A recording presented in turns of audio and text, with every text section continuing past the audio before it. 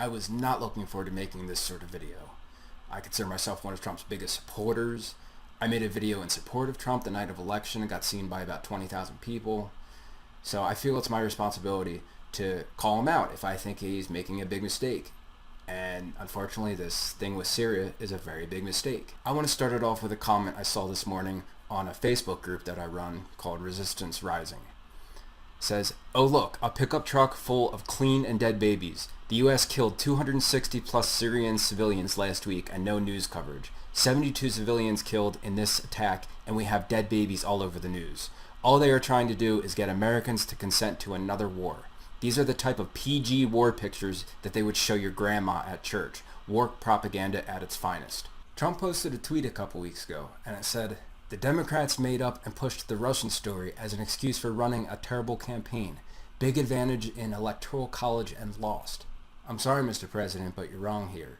The media isn't pushing the Russian propaganda just to spite you because they're mad that they lost the election. They're pushing it because they're using reverse psychology on you, using public opinion to force you to abandon one of your biggest campaign promises that you would avoid Syria and make peace with Russia, which you're completely buying into. I don't understand this. You have no trust for the media. You have little trust for these rogue intelligence agencies that are causing all these leaks. Why would you take their word for it without giving it any thought apparently and just buy into their nonsense about the Syrian war propaganda? Look, if Assad really did use chemical weapons against his own people, then I will be the first to admit that he has to be taken out of power by all means necessary. But there is simply zero proof for that, and we can't just take the word of the intelligence agencies because they clearly have a bias on this matter. They want us to go to war. The neocons want us to go to war with Russia. Look at John McCain. He's completely getting off on this whole idea that we're going to war with Syria. We can't let that happen. There's plenty enough reason to believe that Assad had nothing to do with these chemical weapons. I'm going to read this quick segment from an article on DW.com. It says, in 2014, investigative journalist Seymour Hersh reported on opposition forces' ability to use chemical weapons. In an article for the London Review of Books, Hersh obtained documents from the Defense Intelligence Agency, the Pentagon's own spy organization. They suggested that the Nusra Front, a Syrian offshoot of al-Qaeda, had access to the sarin nerve agent. A chemical weapons attack on the Damascus suburb of Ghouta in August 2013, which was blamed on Assad, was carried out by rebels, according to Hersh's article. They wanted Washington to presume Assad had crossed Obama's red line and draw the U.S. into war. Now, under normal circumstances, I would say that this article doesn't carry all that much weight. But the Seymour Hersh guy has been a journalist for many decades. In fact, he won a Pulitzer Prize for his covering of on the Vietnam War. The number one reason I voted for Trump was because he wanted to make peace with Russia.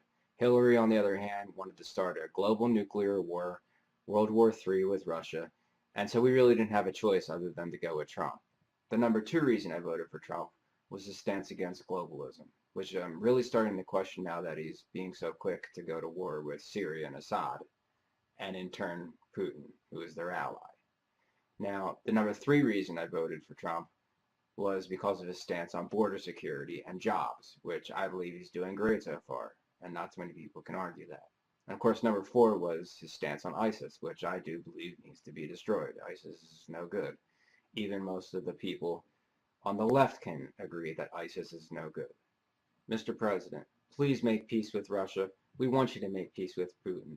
We don't care about these investigations. We don't care about what the media claims, you being friends with Putin and all. We just want peace. That's all we want. That's all we ever wanted. That's what you were running off of. That's what we voted you for. It's the same thing with your taxes. We don't care about your taxes. We just want you to do what you said you were going to do and make America great again. The only people who care about your taxes are the people who want ammo to be used against you. They're not interested in you making America great. They just want to see you get brought down. Let's be real. The only reason the left hates the idea of us making peace with Russia is because Russia abandoned communism 20 years ago. Screw the left. Stop trying to placate them.